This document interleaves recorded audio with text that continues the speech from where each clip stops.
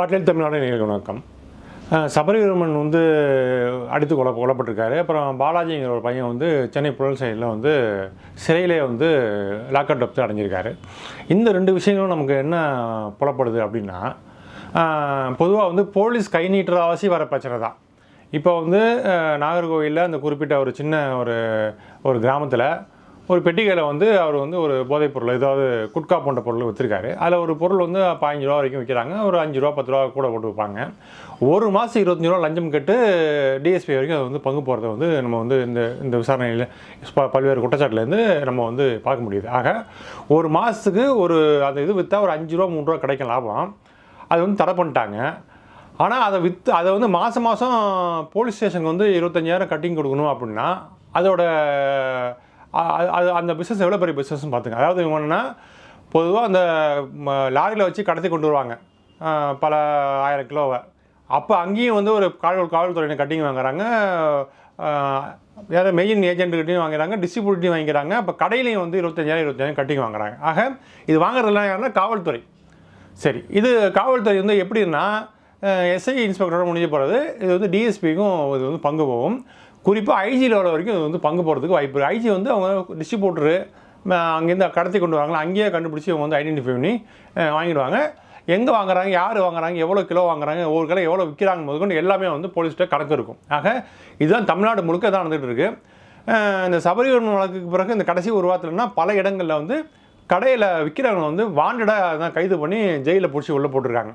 அதாவது சொன்னா கண்டிப்பாக நீ விற்கணும்னு சொல்லி கட்டாயப்படுத்துறதும் காவல்துறை தான். அப்புறம் லஞ்சம் வாங்குறதும் காவல்துறை தான்.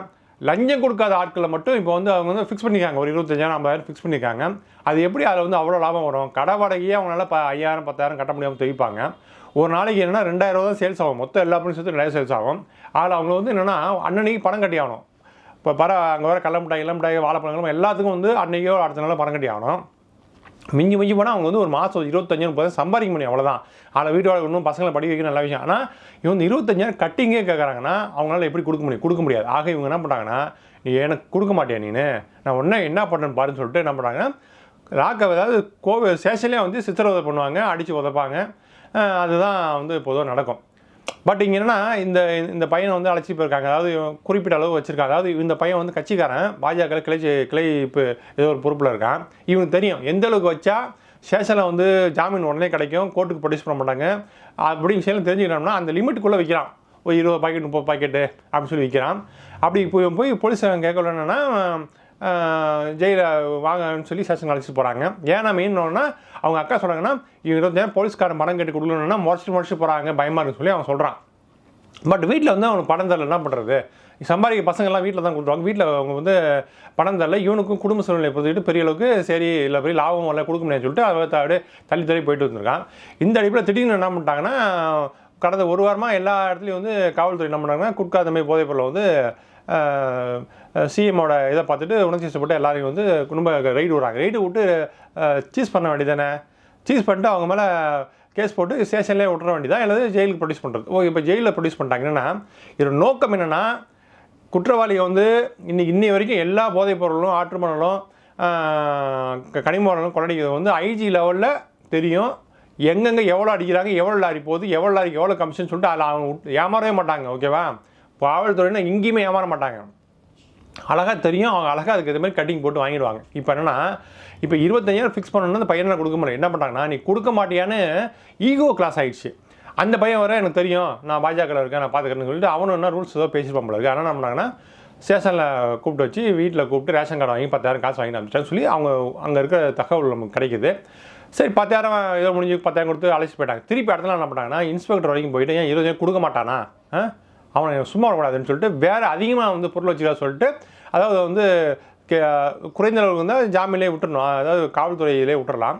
அதில் வந்து கோர்ட்டில் ப்ரொடியூஸ் பண்ணி கோர்ட்டில் தான் நம்ம வந்து ஜாமீன் வாங்கிக்கிறோம். ஆக என்ன பண்ணாங்கன்னா, அந்த டிஎஸ்பி லெவலில் என்ன பண்ணாங்கன்னா, அவன் அவ்வளோ துமராக இருக்கானா, ஏன் காசு கொடுக்க முடியாதா, காசு கொடுக்க மாட்டானாமா அப்படின்னு சொல்லிட்டு என்ன பண்ணிட்டாங்கன்னா, கோர்ட்டில் ப்ரொடியூஸ் பண்ணி ஸ்டேஷனில் வச்சு அடின்னு அடித்து, அதான் என்னச்சுன்னா வீட்டில் கொடுக்கலாம். அந்த பையன் வீட்டில் கேட்டிருக்கான், வீட்டில் கொடுக்கல, இவனும் குடும்பம் சொல்லி தான் ரொம்ப ப்ரெஷர் பண்ணலாம் விட்டான்.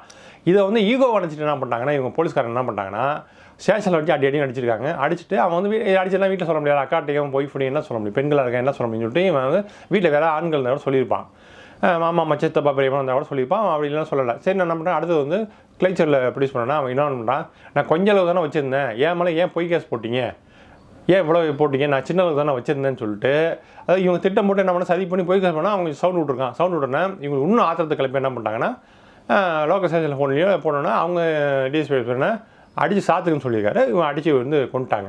இதுதான் பிரச்சனை. இது வந்து என்னென்னா ஈகோ மட்டும்தான் காரணம். காவல்துறையினர் காசு கொடுத்தா அடிக்கவே மாட்டாங்க. நீ ரேப் பண்ணால் கூட அண்ணா யூனிவர்சிட்டியில் ஒரு பையன் வந்து பெண்களை ரேப் பண்ணானே, கை கட்டு போட்டாங்க, கையெல்லாம் உடைக்கவும்லாம் ஒன்றும் இல்லை, சும்மா காசு கொடுத்து கட்டு போட்டு விட்டு அனுப்பிச்சி விட்டாங்க. ஆக இப்படியான விஷயங்களா ஃபெனிஸ் ஏராஜ் வழக்கில் என்னென்னா அவர் வந்து செல்ஃபோன் வந்து கேட்டிருக்காங்க, ஃப்ரீயாக தரல. அப்புறம் மடப்புற விஷயங்கள் கூட இவ்வளோ இது பண்ணியும் காசு எதுவும் பேரலைன்னா வெறும் பையில் அடித்து கொள்ளலாம் போனால் அடித்து கொண்டுட்டாங்க. இதுக்கு முன்னாடி என்னென்னா காசு கொடுக்காத ஆத்திரம் தான். அதாவது செயல்படாத கை செயல்படாத கால் இருக்குது, அதை வந்து ஒரு தடவை உடைக்கலாம், 3 தடவை உடைச்சிருக்காங்க. சரி, பின்மண்டையில் அடிச்சிருக்காங்க, மண்டை ஓடு வரைக்கும் அது காயங்கள் வந்து மண்டை ஓடு வந்து அது சதையிற அளவுக்கு அடிச்சிருக்காங்க. காலை வந்து 2-3 தடவை முறிச்சிருக்காங்க. அப்போ காவல்துறை வெறியாட்டவங்க இவங்க மனுஷனா? அதாவது பொதுவாக வந்து கோர்ட்டில் என்னன்னா 2-3 வெட்டு வெட்டினா காவல்துறை வந்து விட்டுருவாங்க. ஆனால் 20 வெட்டு 30 வெட்டு 40 வெட்டு வெட்டி கொண்டுறதை வந்து கடுமையான தண்டனை கொடுப்பாங்க. அது வந்து ரொம்ப அதிர்ச்சிக்கிற ஜட்ஜியை மிரண்டுருவாங்க. அதேமாதிரி இவங்க என்ன பண்ணுறாங்கன்னா 19 இடத்துல ஆழமான காயம் இருக்குது. நெஞ்சு, அதாவது பொதுவாக ஒருத்தனை வந்து பட்டக்ஸில் அடித்தாலும் ஒரு 40 அடி 30 அடி அடித்து உள்ளங்கால் அடித்தாலும் வந்து அந்த ப்ரெஷர் சேர்ந்துனா அடுத்த நாள் ஹார்ட் அட்டாக் வரதுக்கு அதிகமான வாய்ப்பு இருக்குது. ஆனால் இவங்க ஸ்டேஷனையும் வச்சு அடித்து கிளை சிறையும் அடித்து அதுக்கப்புறம் என்ன பண்ணாங்கன்னா அங்கே கைதிகளை விட்டு அடிக்க சொல்லியிருக்காங்க. ஆக ஒரு மனிதனால் எவ்வளோ வந்து அழித்தாங்க. அதாவது அதை தான் நம்ம சொல்ல வரது என்னென்னா காவல்துறையினர் கைதிகளை எப்படி ட்ரீட் பண்ணுறது, எப்படி அடிக்கிறதுங்கிறத ஒரு சிஸ்டமேட்டிக்காக ஒரு வரைமுறை கொண்டு வரணும். ஒரு 10 தடவை சூத்தாமட்டில் அடிக்கிறது, உள்ளங்காலில் அடிக்கிறதுன்னு சொல்லிட்டு ஒரு சிஸ்டமேட்டிக்காக ஒரு இதை கொண்டு வந்து எவ்வளோ வலி தாங்க முடியும், இவ்வளோ அடித்தா எவ்வளோ இருக்குன்னு சயின்டிஃபிக் ஒரு அப்ரோச் பண்ணி ஒரு அந்த சிஸ்டத்தை கொண்டு வரணும். அதாவது பொதுவாக குற்றவாளிகள் வந்து கொலை குற்றவாளிகள் அந்த ஸ்கெட்ச் போட்டு தூக்குறாங்களே அவங்க வந்து உண்மையை சொல்ல மாட்டாங்க, அவங்கள வந்து அடிக்கல. இதேமாதிரி சின்ன வழக்கில் அடிக்க வேண்டிய தேவையே கிடையாது. குட்கா வச்சுருக்காங்க, பிடிச்சிட்டாங்க, சீஸ் பண்ணால் ஜெயில் பண்ணி ப்ரொடியூஸ் பண்ணிட்டு விட்டுற வேண்டியதானே, அவன் ஜாமீனில் வந்துட போகிறாங்க. ஜாமீனில் வந்தாலே ஜெயில் சுச்சுவேஷனை பார்த்து அவன் அடுத்த தவறு பண்ண மாட்டான். கொலை குற்றங்கள் அப்புறம் வந்து கூலிக்கு கொலை பண்ணுறவன் இது மேக்கில் தான் அடித்து நீங்கள் விசாரிக்கிறது ஒன்றும் பிரச்சனை இல்லை. கொலை பண்ணாங்க அடித்து விசாரிக்கலாம். பாலியல் விஷயங்களை நீங்கள் அடிக்கலாம். ஆக அந்த விஷயங்கள்லாம் இருக்குது. அது பாலியல் விஷயங்கள்லாம் குற்றம் நிரூபிக்கப்படுறது தான் அடிக்கணும். இவங்க என்ன பண்ணாங்கன்னா சும்மா பார்த்தா முறைச்சாங்கிறதுக்கான கேஸை உள்ள பிடிச்சி போட்டுறாங்க. ஆனால் ரேப் பண்ணது கையால் தொட்டு அபியூஸ் பண்ணுறதெல்லாம் விட்டுறாங்க. சும்மா எவனா பார்த்து கிண்டல் பண்ணுறது உணர்ச்சி பண்ணலாம். அதையும் கூட என்ன பண்ணுறாங்கன்னா பயணம் கடுமையாக செஞ்சு அடிக்கிறாங்க. ஆனால் காசு கொடுத்தா விட்றாங்க. காசு கொடுக்காட்டி இந்த மட்டும் தான் அடிப்பாங்க. நீங்கள் என்ன வேணாலும் தப்பலாம், ஸ்டேஷனில் போனோன்னா 25,000-50,000 காசு கொடுத்து அடிக்க மாட்டாங்க. காசு கொடுக்க முடியாதுன்னா வெறும் நீ ஏன்டா இந்த விஷயம்லாம் பண்ணணும்னு சொல்லி இப்போ அடி அடிப்பாங்க.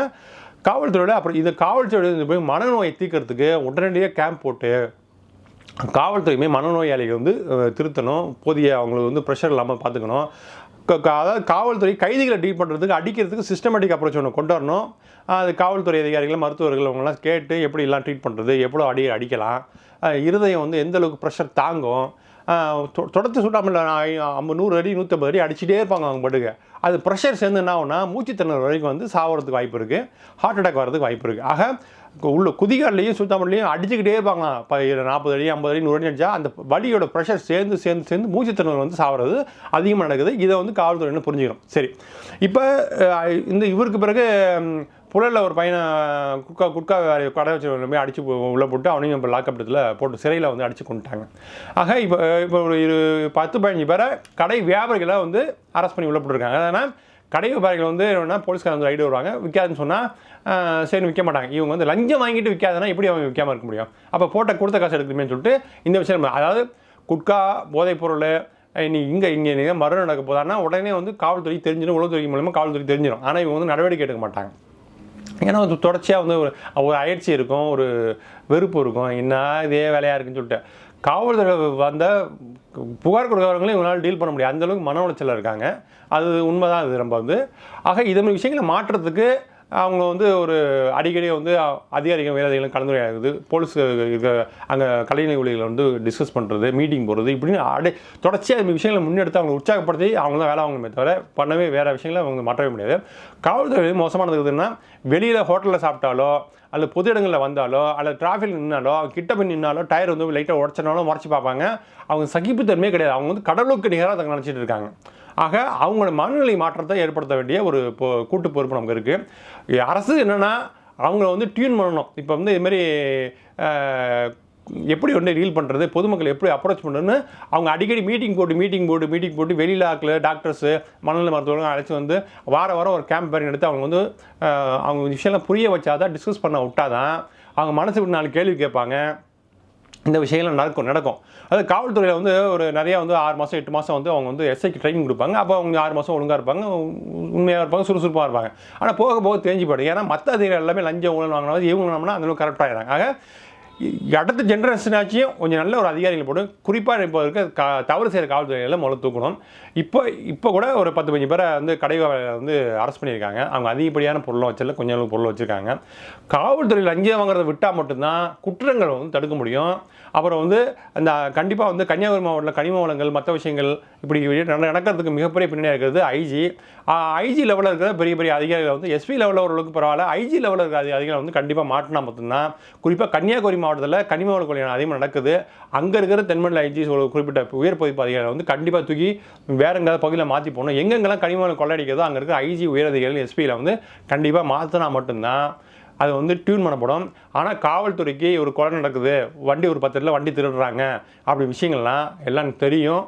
அவங்க வந்து சில பேரை வந்து பல இடங்கள் என்னன்னா ரோட்டில் சீஸ் பண்ண வண்டியை வந்து ஒழிச்சு வச்சுருக்காங்க. பல குடோன்லையும் அங்கேயும் ஒழிச்சு வச்சுருக்காங்க. யாரும் வந்து கேட்கறதில்ல. ஸ்டேஷனில் வந்தால் கூட அவங்க அழைக்க வச்சு விட்ருவாங்க. இப்படியான விஷயங்கள்லேருந்து வண்டி திருட்டுக்கும் அவங்க வந்து காவல்துறை உடனே இருக்காமான்னு சொல்லி பல குற்றச்சாட்டுகள்லாம் வருது.